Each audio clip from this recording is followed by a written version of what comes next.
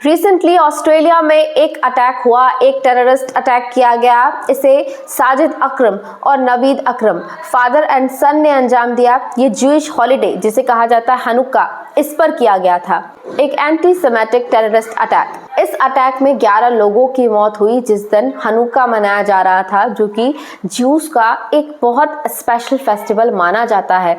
ये एक Miraculous festival है क्योंकि इस पे एक चमत्कार हुआ था।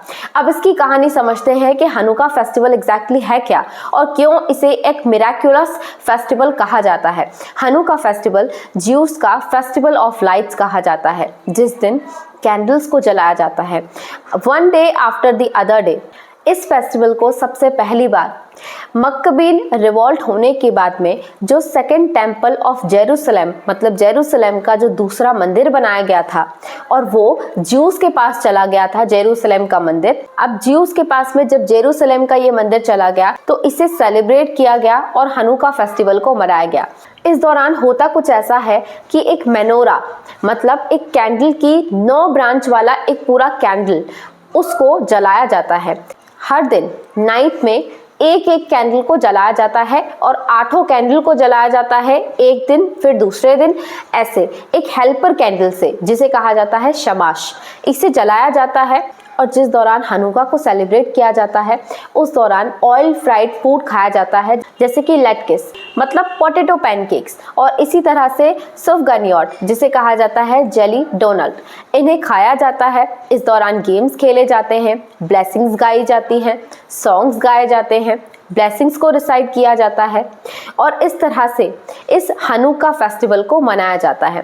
हनुक्का फेस्टिवल में जो मेन ट्रेडिशन और मेजर ट्रेडिशन माना जाता है वो कुछ ऐसा है कि पहले दिन हनुक्का सेलिब्रेशन के फर्स्ट डे जो कैंडलेब्रा है 9 ब्रांच का बना हुआ, जो एक मेनोरा है, मेनोरा जो कि 9 ब्रांच के कैंडलेब्रा से बना हुआ है, उसे जलाया जाता है और इसमें फर्स्ट नाइट को फर्स्ट कैंडल जलाया जाता है, सेकेंड नाइट को सेकेंड जलाया जाता है एंड सो ऑन, और फाइनल नाइट को फाइनल कैंडल को जलाया जाता है।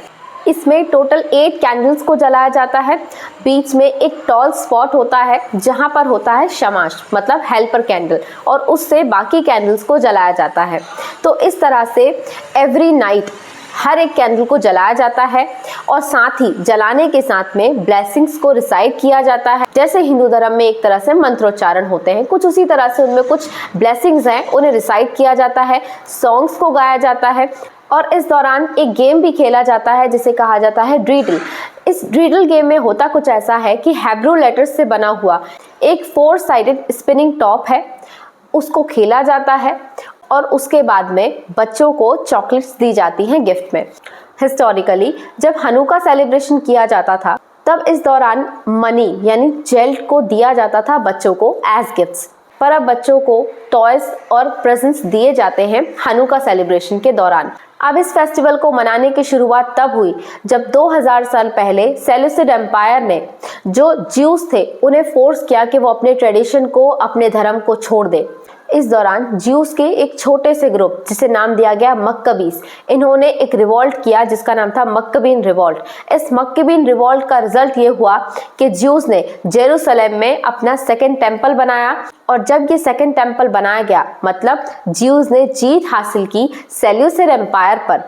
इस दौरान कैंडल को जलाया गया तो हुआ कुछ ऐसा कि कैंडल को जब जलाया गया तो उसमें कैंडल जल सके 1 दिन तक इतना ही तेल लिया गया था, लेकिन वहां पर मिरेकल हुआ और मिरेकल कुछ ऐसा हुआ कि वो candle not for the 1 day 1 दिन तक जल सके, उतने तेल से वो कैंडल 8 दिनों तक जलती रही। इसे एक मिरेकल माना गया कि 1 दिन के तेल से 8 दिन तक ये कैंडल कैसे जलती रही और इसे ही देन कन्वर्ट कर दिया गया हनुक्का फेस्टिवल में, जिसको मनाने का रीज़न और उसका कंसीक्वेंस ये माना जाता है कि ये डार्कनेस के ऊपर लाइट की, मतलब रोशनी की जीत का फेस्टिवल है, ज्यूस की करेज और ज्यूस की जीत का फेस्टिवल है और इसीलिए ज्यूस इसे बहुत पॉम्प एंड शो के साथ में मनाते हैं।